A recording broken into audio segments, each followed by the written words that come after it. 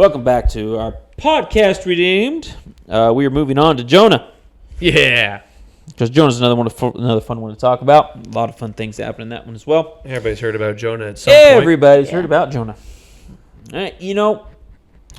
This book is kind of awesome, too, from the standpoint it just gets right into it. Yeah.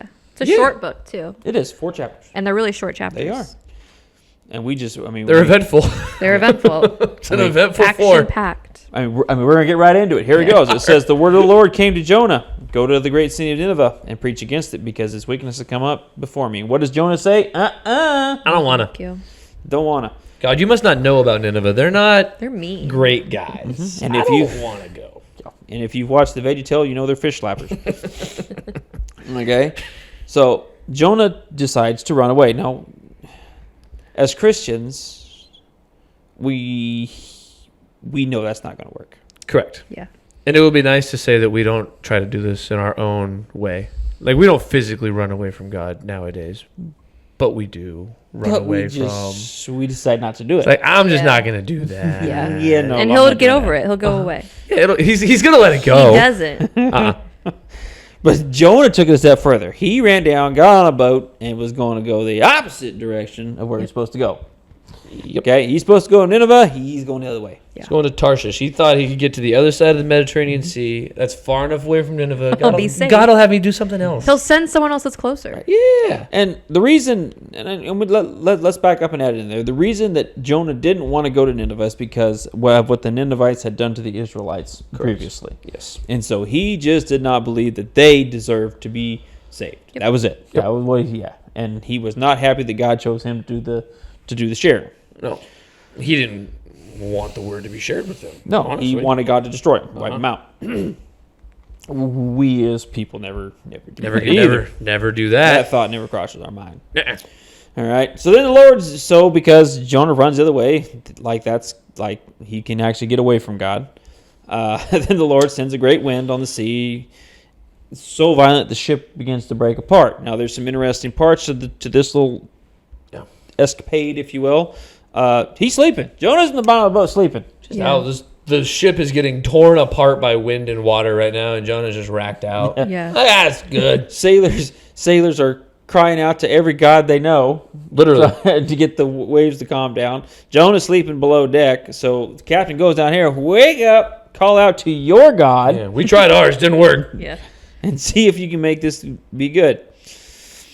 Then the sailors, so then they cast lots. Who's responsible for this calamity? Of course, who does the lot fall to? Of course, Jonah. Wait, God can rig lots? Oh, absolutely. Absolutely. So they ask him, tell us who's responsible for making all this trouble. And what does he tell them? Well, I am a Hebrew, and I worship the Lord, the God of heaven, who made the sea and the dry land. Great way to describe God. Yeah. Yeah, it is. Why are you running from him, Jonah? Okay. This terrified them, and they ask, what have you done? So they're putting the pieces together. It's like, why did you make him mad? Yeah. It says that they already knew, though, that he was running away from the Lord because he'd already told them so. I do wonder about that. Was he just walking around the boat? Guess what I'm doing?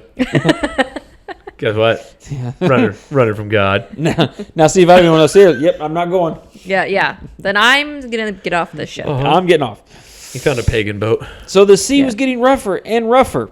And they ask him, what should we do to make the sea calm down? And Jonah says, you're going to have to toss me.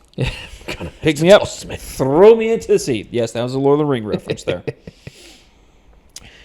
And it will become calm. I know that it is my fault that this great storm has come upon you. So he owns it. He does. He understands it's his fault. He owns it. He gives them a way out. Instead, the men do their best, though, to row back to land. They're trying everything they can because they don't want to kill him. Yeah, it's fair. Fair by them. And they cry out to the Lord, please, Lord, do not let us die for taking this man's life. And so eventually, what do? They throw him over. Mm-hmm. Oh. And the raging sea grew calm, and at this the men greatly feared the Lord, and they offered sacrifices to the Lord and made vows to him. So once again, God got the glory. Jonah turned a whole ship. He did. And if I'm Jonah, I'm bringing that up. Yeah. Like, hey, I know I shouldn't have ran. But look what we did because of it. I mean, you and I, God, we kind of did that. Yeah. Mostly you. Yeah. I helped. Now this is not the end of Jonah. And at this point, when they throw him over, I don't know how that looks. Maybe he starts sinking. Maybe he's floating around. The VeggieTale movies, I think he's got a life preserver. Yeah. Got his floaty. Yeah. So I don't know how it all played out at this point. Okay, but at some moment though, the Lord provided a huge fish, and it swallowed Jonah, and Jonah was in the belly of that fish 3 days and 3 nights. That had to be Gross. nasty. Disgusting. I mean, think about when you cut into a fish. Oh. I mean, just think about that, right? You cut a fish, and that's when you plan on eating. Yeah. And this is in the stomach too, where everything is being done. Yep. That would just be Bad. Yeah. the whole time he's thinking, should have gone to Nineveh. Yeah, Should have he's gone to gone. Nineveh. Should have gone to Nineveh. I'm sorry, God. It stinks in here. I'm so sorry. I'm sorry. I'm sorry. And ultimately, that's where God's trying to get him to, is to say he's sorry, and then they can move forward. Yep.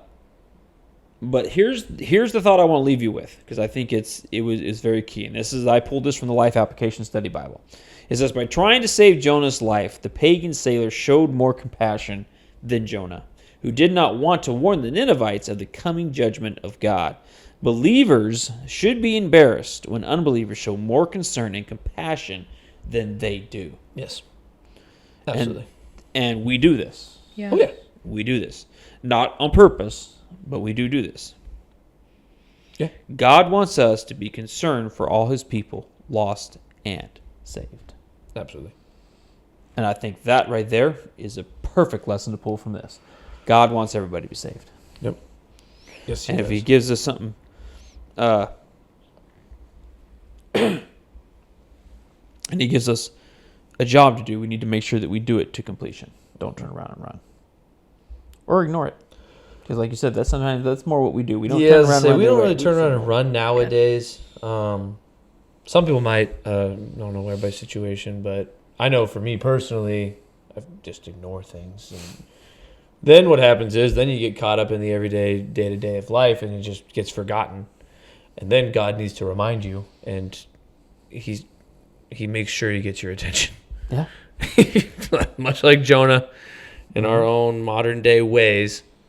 If he wants to swallow me with a fish, he could. It'd be way more impressive now, because I'm inland. Yeah. Got a fish just hopping. Don't go to the beach. Just don't. That's right. So, But once again, just some incredible lessons to learn there. yes. All right. See you guys next time.